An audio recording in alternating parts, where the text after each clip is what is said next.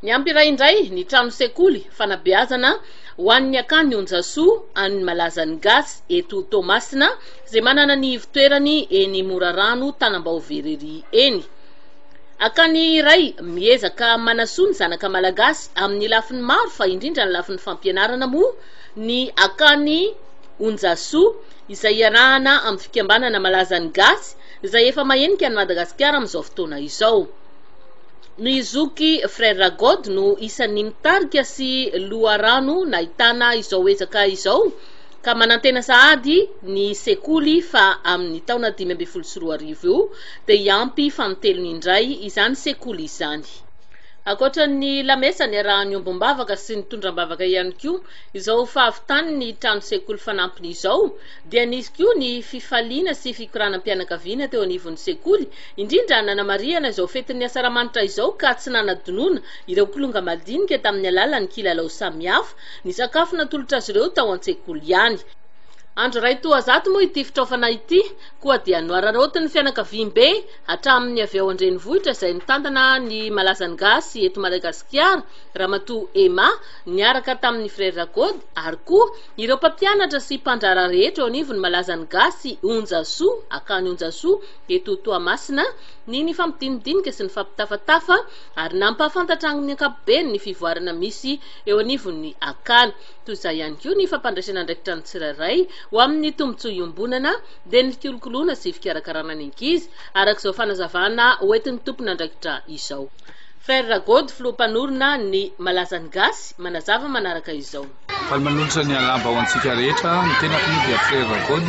zokom-mpanorona ny Malazan'ny Gasy. Malazan'ny Gasy dia Madagasikara lalain'ny zanan'ny Gasy. Ny tanjon'ny fikambanana dia hoe ho an'ny hoaviko sy ny fianakaviako ary ny fireneko hirotsaka aho miaraka aminareo amin'ny alalan'ny sehatra ny fanabeazana ny zaza mantra sy ny tanora sahirana no ikatroanay a Malazan'ny Gasy fikambanana mpanao soa. Efa 12 taona lasa zay no nanomboka tao Anosy be Antananarivo. Amin'izao fotoana izao dia efa misy valo ny akany manerana ny Madagasikara. Tapakandro ihany ny ankizy no mianatra satria miasa daholo ireo ankizy ireo manampy ny ray aman-dreniny ary misy miasa ka dia Laura Ramatoa présidente manazavazava ny eto Madagasikara. Tenako moa mandalo fa any ivelan'ny mission missionnaire de la paix Masinda John Paul Farouk ny fikambanana misy izay fikambanana vonoforona miaraka tamin'ny fananganana olo-masina ny Papa dia eto Madagasikara efa manomboka mametraka an'izay ihany koa. Dia Madame Ema afaka manazava ny mombamomba ny akany. Raha antsika rehetra ny tena dia Madame Ema Rasanamanatsy Front National ny fikambanam-be mpanao soa Malazan'ny Gasy izay efa noresahan'ny Frère Zoky mpanorona teo. Ny akany tantananay dia efa miparitaka manerana ny faritany eto Madagasikara, misy any Ampasy, Toliary, misy ao Ambositra, ao Ampatay, ao Fianaratsoa, ao Manao Tsara Faharoa, ny ao Antsirabe, Tritriva, Analan'Omby, ny ao Antananarivo moa ny akany Rosoa, ao Anosy be izay akany foibe ny fikambanana Malazan'ny Gasy ary misy ny aty amin'ny faritra Tsinanana izao tokanana izao dia ny efitrano faharoa ny akany Onjasoa. Ny fanabeazana ao anatin'ny ankizy beazanay dia ireo ankizy izay ao anatin'ny tena fahasahiranana tanteraka ny ray aman-dreny ka tsy afaka mampianatra manabe any amin'ireo école privé izay hita hoe lafolafo kokoa. Ny fandraisana anjaran'ireo ray aman-dreny dia misy fa izay ahafahany zareo entina manampy ny fampandehanana ny kany. Misy manao 500 ariary, misy 400 ariary, misy 300 ariary, misy moa tsy manam-bola fa manao vokatra isa-taona araka ny zava-misy ao an-toerana. Ny mpanabe moa dia tsy mikarama toy ireo mpampianatra fa manana ny antsoina hoe parrainage. Ireo olona tsara sitrapo mpanao soa manambatambatra ny vola ka hifampitsinjarana ao anatin'ny mpanaben'ny fikambanana. Ny tanjona dia mazava be mba hitovizan'ireo zaza malagasy ao anatin'ny fahasairanana hitovy amin'ny zaza malagasy rehetra manerana ny Madagasikara ka ny asa fanabasana dia manaraka ny fandaharam-pianarana toy ireo ankizy malagasy rehetra fa ao aorian'ny CMD na ny CTN izay dia manofana arak'asa mba ahafahany ankizy mijery sahady ny ho avy mamirapiratra na avenir amin'ilay. Manaraka izao fandarina izao misy OSS Large Jean Patrick za moa président local aty amin'ny faritra Tsinanana zany hoe eto Tamatavy président local ny Akanonjasoa Foibe efa niresahany madame teo eto Tamatavy moa misy ankizy eo amin'ny 500 eo ny beazina eto misy mpanabe anaky 2 dia ray aman-dreny miara-misalaha ny manabe ny ankizy amin'ny resaka le fahadiovana sy ny manodidina zavatra horesahako ngamba kely fotsiny amin'ny ho antsika ray aman-dreny izay mananjanaka mirenireny any ho any tsy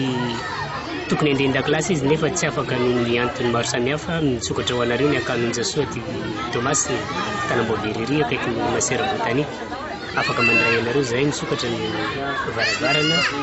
anampitsika ny reny zazareny indrindrandrindra ny manana ny hoavy ny amin'ny fiainany satria tokony ny anana anjara toerana sahaza azy reny anivon'ny fiarahamonina anivon'ny firenena ray manontolo mihitsy eny fa anivon'ny fiangonana ihany koa satria ny Akanonjasoa na ny fikambanana malaza gasy dia manabe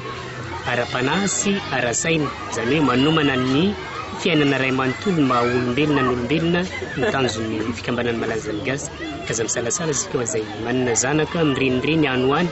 afaka mandray anareo ny Akanonjasoa eto Tomasina manomboka zao satria efa nahazo salle de classe vaovao zay raha sitrapon'Andriamanitra moa dia mbola ho isy indray ny salle de classe ho ahorona amin'ny taona ho avy ny 2015 ka malalaka ny toerana afaka mandray anareo zay ety amin'ny Akanonjasoa satria ndraty raha batsika rehetra izay manaraka an'izao fandarana zao ny tenako zay miresaka dia mademoiselle Giovanni solon-tenan'ny tanora manampy ny mpanabe eto amin'ny akany Onjasoa ny tiako tsindrina ngamba dia ho antsika tanora namana mba ampio reto zanontsika reto fa mila antsika mila ny fanampitsika izy ireo ka miangavy antsika rehetrarehetra tsy ankanavaka na lehilahy na vehivavy na mbola tsisy zavatra atao makanesa ty ampio zareo ato amin'ny ankany Onjasoa fa mila ny tolo-tanantsika zareo na amin'ny lafinina zany na amin'ny lafinina fa tonga avy ny momba nyty efitrano faharoa ty zany a dia vokatry ny erimpon'ny malagasy any velany sy eto toerana izy io nanao fanentana natao amin'ny Facebook zany a i madame Erika izay malagasy renim-pianakaviana mipetraka any Paris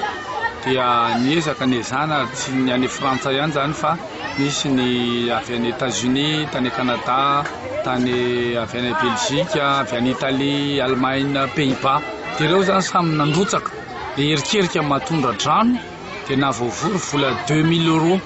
io efitrano io zany 2000 € dia nahavitan'io a miaraka amin'ny salle de classe ka rehefa mahay mifanampy ohatran'izay malagasy eto toerana sy ny malagasy any velany a dia tena misy tokoa ny avenir mamirapiratra ho an'reto ankizy reto ary tena malaza dia malaza tokoa ny gasy ka io zany mbola misy ezaka atao amin'ny taona ho avy a 2015 a dia misy olona vehivavy avy eto Thomas na manambady belge dia nahita association zareo a dia isy belge zany ho avy eto a anao ny efitrano fahatelo sy ny birao ny trano fidiovana sy ny WC ho an'ny ankizy ny pompy satria zao mbola pompy ray ihany nety nefa ny ankizy efa ho 300 dia isy pompy 5 ampiny eto zany eo koa ny trano ny mpanabe satria ny mpanabe dia mipetraka ato anatiny akany amin'izay mba tsy ho simbasimba tena zava-dehibe koa ny tena mafaly dia mafaly ny fiatanany ray aman-dreny to tena tonga maro ary tena mazoto misy ihany koa zany ny projet ataontsika hoe microcrédit fanampianany ray aman-dreny aty izay mitarika posy dia anampianany zareo misy microcrédit dia avy eo rehefa voaverina ny vola dia andry zareo ny posy ina dia ho an'ireny mpianakaviana koa dia misy mivarotra isan-karazany zany ka ny antony reny moa zany dia ny hoe fampandrosoana fanampianan'ireo ray aman-dreny mba hialaka anatin'izao fahasarana mangitsokitsoka izao ary ihany koa ireto ankizy sahirana reto mba afaka novo fanabeaza dia mafaly koa mahita tanora eto amin'ny Morarano zany tonga manampy ny mpanabe tonga tamin'ny liturgie teo tamin'ny lamesa koatran'izay moa dia tonga ihany koa zareo manampy ny tanora